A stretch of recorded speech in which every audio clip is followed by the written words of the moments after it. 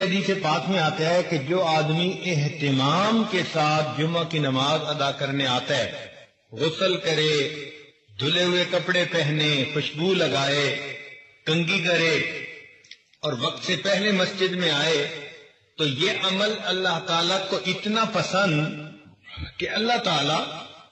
پچھلے جمعے سے اس جمعے تک کے درمیان کیے ہوئے تمام گناہوں کو معاف فرما دیتے ہیں۔ جمعہ کے دن ایک ساعت اجابت بھی ہے۔ نبی اسلام نے فرمایا کہ ایک گھڑی ایسی ہے، لمحہ ایسا ہے جمعہ کے دن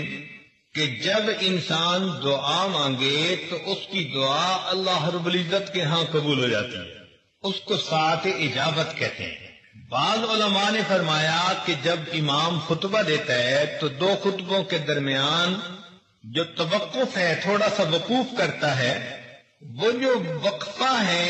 وہ ساعت اجابت ہے، اس میں دعا کریں تو قبول ہوتی ہے۔ لیکن دوسرے علماء نے یہ کہا، محققین نے،